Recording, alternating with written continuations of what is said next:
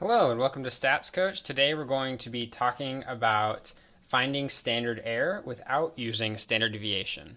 So if you found this video, I'm assuming that you already know how to calculate standard error, but if you don't, just as a refresher, standard error is equal to standard deviation over the square root of n, where n is the sample size. So a good practice problem for this would be 25 apples are weighed at the grocery store. The apples have a standard deviation of 1 pound. What is the standard error? Let's write this out. So again, standard error is equal to the standard deviation over the square root of n. And if we have, in this problem, if we have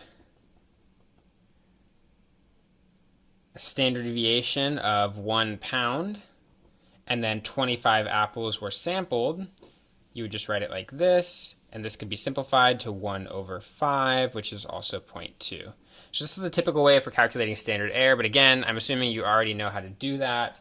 Let's move on to finding it when we're not given standard deviation.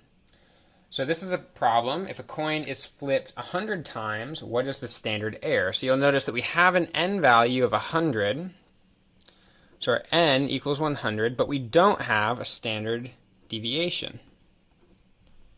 So how do we calculate standard error?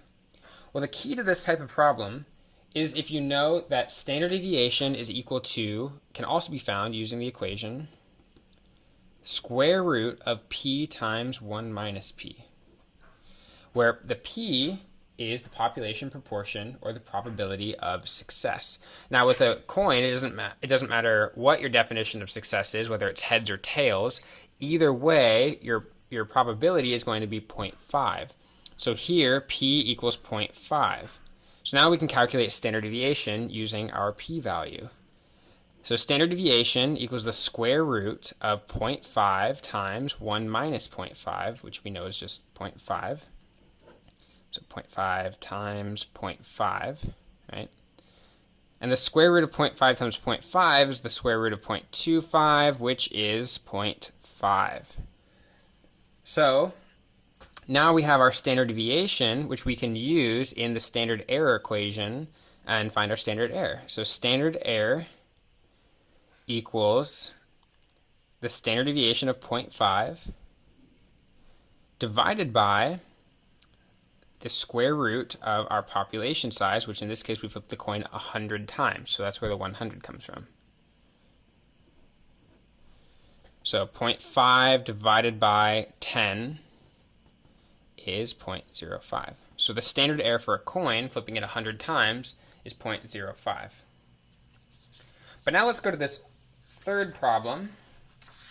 If a die is rolled 30 times, what is standard error? So a die is rolled 30 times, what is standard error? So we still have our n of 30, but we have to calculate our standard deviation again using the same method.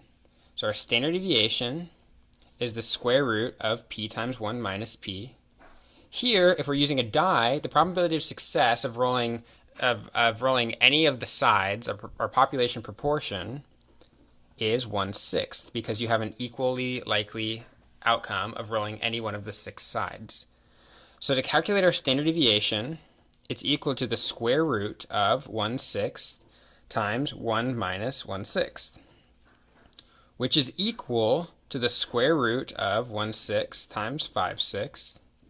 I'm pulling out our calculator here. So we do 1/6 times 5/6. We can take the square root of that answer, and this is our new standard deviation. So our standard deviation is equal to 0.3727.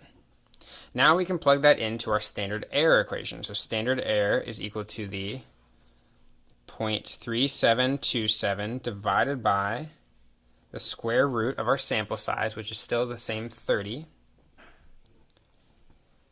And here, I just still have that same number in my calculator. Divide that by the square root of 30.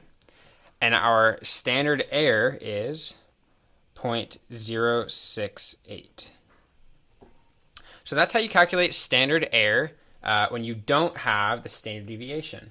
I hope that was helpful. If you thought it was helpful, feel free to comment down below. Also comment other statistics topics that you are struggling with, and I will do my best to make videos about those topics in the future. Thanks for watching.